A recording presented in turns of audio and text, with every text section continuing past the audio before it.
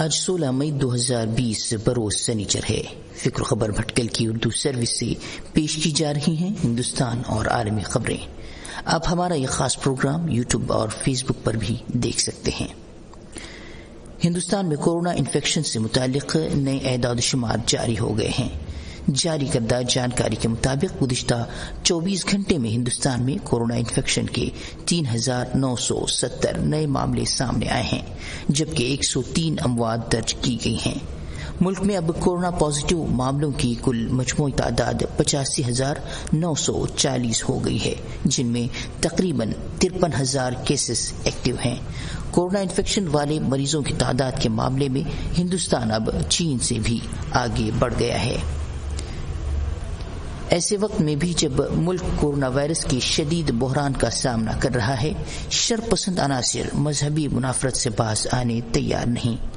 تمل ناڈو میں اپنی مصنوعات بیچنے کے لیے ہمارے یہاں مسلم ملازم نہیں ہیں کا فخریہ اشتہار دینے والے بیکری مالک کی گرفتاری کے بعد ہندوتوا عناصر نے ملک میں حلال مصنوعات کے بائیکاٹ کی مہم چھیڑ دی ہے۔ ٹویٹر پر #بائیکاٹ حلال پروڈکٹس ٹرینڈ کئی دنوں سے ٹرینڈ کر رہا ہے۔ اسے کئی شکایتوں کے بعد بھی اب تک ہٹایا نہیں جا سکا ہے۔ اس مہم کو کم از کم 2 شدت پسند ہندوتوا تنظیموں اور بی جے پی کے رکن اسمبلی ٹی راجا سنگھ سمیت کئی بی جے پی رہنماؤں کی بھی حمایت حاصل ہے۔ لاک ڈاؤن کے سبب پیدل اپنے آبائی گھر کے لیے لوٹنے والے مزدوروں کی مختلف حادثات میں اموات کے معاملے میں سپریم کورٹ نے مداخلت سے انکار کر دیا ہے۔ سپریم کورٹ کی بینچ نے وکیل آلوک شریواستو کی عرضی کو خارج کر دیا ہے۔ جسٹس راؤ نے کہا ہے کہ وہ غیر مقیم مزدور ریل کے پٹریوں پر سو جائیں تو کوئی کیسے روک سکتا ہے۔ ہاں، عدالت نے سالیسیٹر جنرل تشار مہتا سے یہ ضرور سوال کیا ہے کہ کیا کسی طرح سڑک پر چل رہے غیر مقیم مزدوروں کو نہیں روکا جا سکتا۔ لاک ڈاؤن کا فائدہ اٹھا کر دہلی پولیس کے ذریعے شہریت ترمیمی ایکٹ کے خلاف مظاہرہ کرنے والوں کی گرفتاری عالمی سطح پر بحث اور مذمتوں کا موضوع بن گئی ہے۔ خاص طور سے 3 ماہ کی حاملہ صفورہ زرگر کی گرفتاری اور پھر سوشل میڈیا پر ان کی کردار کشی کی کوششیں پوری دنیا میں ہندوستان کی بدنامی کا سبب بن رہی ہیں۔ امریکی کمیشن سمیت برطانیہ کے 90 دانشوروں نے مشترکہ بیان جاری کر ان کی رہائی کا مطالبہ کیا ہے۔ قومی سطح پر بھی صفورہ زرگر اور شہریت ترمیمی ایکٹ کے دیگر مظاہرین کو انصاف پسند حلقے کی بھرپور حمایت مل رہی ہے۔ ایک طرف جہاں جامعہ کی طالبات نے صفورہ زرگر اور دیگر کے ساتھ یکجہتی کا اعلان کیا، تو وہیں سوشل میڈیا پر ان کے کردار کشی کرنے والوں کو آڑے ہاتھوں بھی لیا ہے۔ وہیں عوامی سطح پر بھی ان کے حق میں آوازیں بلند ہو رہی ہیں۔ شہریت ترمیمی ایکٹ NPR اور NRC کے خلاف مظاہروں میں پیش رہنے والے جامعہ کے ایک اور طالب علم کو دہلی پولیس نے ظالمانہ قانون UAPA کے تحت نوٹس بھیجا ہے۔ چندن کمار نامی مذکورہ طالب علم کو بھی بادی النظر میں دہلی پولیس دہلی فسادات کا ملزم بنانے کی تیاری کر رہی ہے۔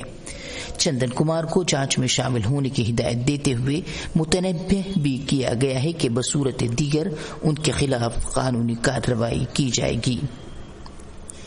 تبلیغی جماعت پر ملک میں کورونا پھیلانے کے جھوٹے پروپیگنڈے اور اس بہانے مسلمانوں کو بدنام کرنے کی میڈیا کی سازش اور اس کے درپردہ حکومت میں بیٹھے کچھ لوگوں کی خاموش حمایت کا پردہ فاش کرتے ہوئے جمعیت علماء ہند نے تبلیغی جماعت سے وابستہ غیر ملکی افراد کی فہرست جاری کی ہے۔ جمع اعداد و شمار کے مطابق تبلیغی جماعت میں مجموعی طور پر 1640 غیر ملکی تھے، جن میں سے 2 کی موت ہو گئی ہے، جبکہ 64 کی رپورٹ پازیٹیو نکلی، جس کے بعد وہ سب تندرست ہو گئے ہیں۔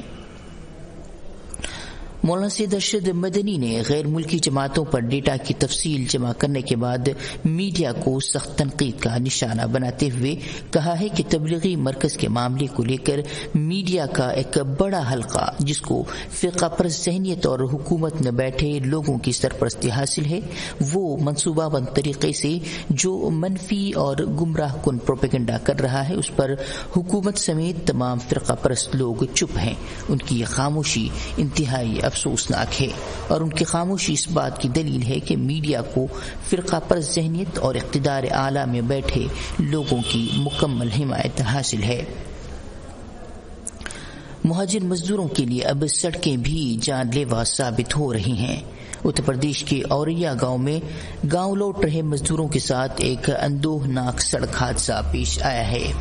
یہاں 2 ٹرکوں کی ٹکر میں 24 مزدوروں کے ہلاک ہونے کی اطلاع ہے، جبکہ کئی مزدور زخمی بھی ہوئے ہیں۔ ہلاک اور زخمی ہونے والوں میں سے زیادہ تر مزدوروں کا تعلق بہار، جھارکھنڈ اور مغربی بنگال سے ہے۔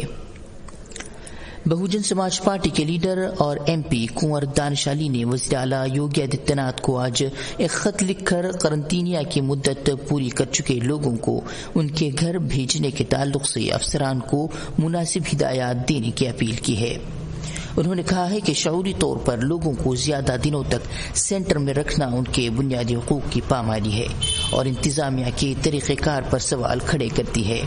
ان کے مطابق کچھ ایسے بھی ہیں جنہیں 45 دن گزر جانے کے بعد بھی گھر لوٹنے کی اجازت نہیں دی جا رہی ہے۔ مدھیہ پردیش کی شیوراج حکومت تبلیغی جماعت اراکین کے خلاف سخت رخ اختیار کرتی ہوئی نظر آ رہی ہے۔ موصولہ اطلاعات کے مطابق بھوپال میں پولیس نے تبلیغی جماعت سے تعلق رکھنے والے 71 لوگوں کو گرفتار کیا ہے، جن میں بیشتر بیرون ملک کے ہیں۔ جن 71 تبلیغی جماعت اراکین کو گرفتار کیا گیا ہے ان میں سے 35 کو جیل بھیجا گیا ہے، جبکہ 36 کو حراست میں رکھا گیا ہے۔ جیل بھیجے گئے 35 لوگوں میں سے 30 بیرونی ممالک سے تعلق رکھتے ہیں، جبکہ 5 ہندوستانی ہیں۔ ان سبھی پر لاک ڈاؤن کے خلاف ورزی سمیت دیگر کئی معاملے شہر کے الگ الگ تھانے علاقوں میں درج کیے گئے ہیں۔ لاک ڈاؤن کی وجہ سے ہندوستان میں حالات ابتر بنے ہوئے ہیں۔ ایک طرف کام کاج نہیں تو دوسری طرف کرایہ ادا کرنے کی پریشانی۔ اب دہلی کے مکھرجی نگر علاقے میں پولیس نے 9 مکان مالکان کے خلاف FIR درج کرائی ہے۔ پی جی میں رہنے والے کرایہ داروں نے مالک مکان پر کرائے کے لیے دباؤ ڈالنے کا الزام عائد کیا ہے، جس کے بعد پولیس نے یہ کارروائی انجام دی ہے۔ کانگریس کے سابق قومی صدر راہل گاندھی نے آج ریجنل میڈیا کے نامہ نگاروں کے ساتھ ایک انتہائی اہم پریس کانفرنس کی ہے، جس میں ملک کے موجودہ حالات اور مرکزی حکومت کے ذریعے اعلان کردہ معاشی پیکج کے بارے میں کھل کر اپنا رد عمل ظاہر کیا ہے۔ 20 لاکھ کروڑ روپے کے معاشی پیکج کا حوالہ دیتے ہوئے راہل گاندھی نے پریس کانفرنس کے دوران پی ایم مودی سے گزارش کی ہے کہ وہ کورونا وائرس کی وجہ سے ملک میں پیدا حالات کو سمجھیں اور معاشی پیکج کے تعلق سے اثر نو غور کریں، کیونکہ لوگوں کو قرض کی نہیں بلکہ فوری طور پر پیسے کی ضرورت ہے۔ مختلف مرکزی مزدور تنظیموں نے اتر پردیش اور مدھیہ پردیش اور دیگر ریاستوں میں لیبر قانون کو کمزور کرنے کی سخت مذمت کرتے ہوئے کہا ہے کہ ان کے خلاف 22 مئی کو ملکی سطح پر مظاہرے کیے جائیں گے۔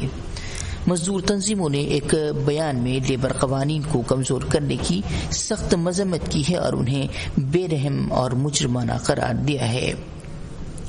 امریکی صدر ڈونلڈ ٹرمپ نے عالمی وبا کورونا وائرس کے خلاف لڑائی میں ہند امریکہ شراکت داری کو اہم قرار دیتے ہوئے ہندوستان کو وینٹیلیٹر فراہم کرنے کا اعلان کیا ہے۔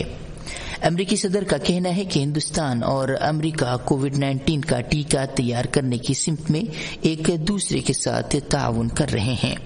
انہوں نے امید ظاہر کی ہے کہ دونوں ممالک ساتھ مل کر اس پوشیدہ دشمن کو شکست دیں گے۔ کورونا وائرس پھیلاؤ روکنے کے لیے لگائے گئے لاک ڈاؤن کے تیسرے دور کے خاتمے سے قبل ملک میں لاک ڈاؤن 4 کی تیاری شروع ہو گئی ہے۔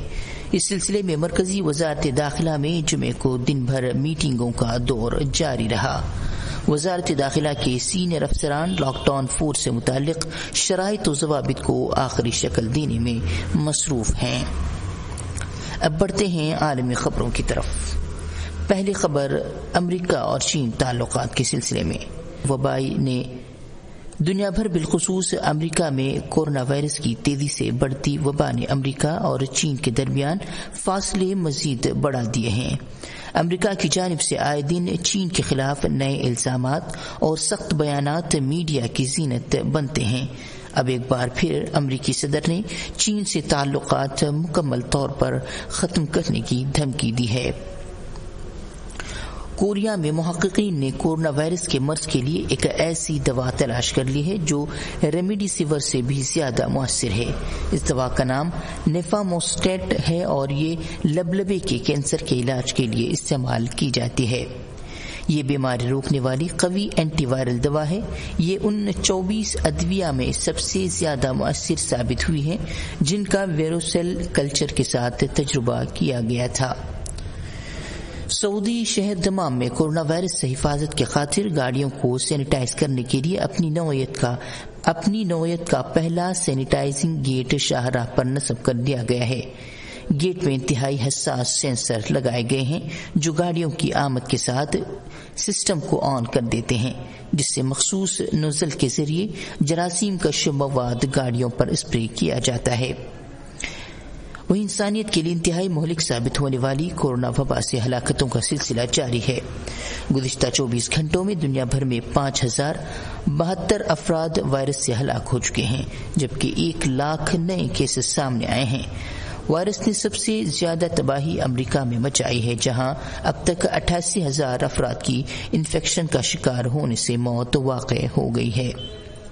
آپ سن رہے تھے فکر و خبر کی اردو نشریات۔ مزید خبروں کے لیے لاگ ان کریں فکروخبر.com۔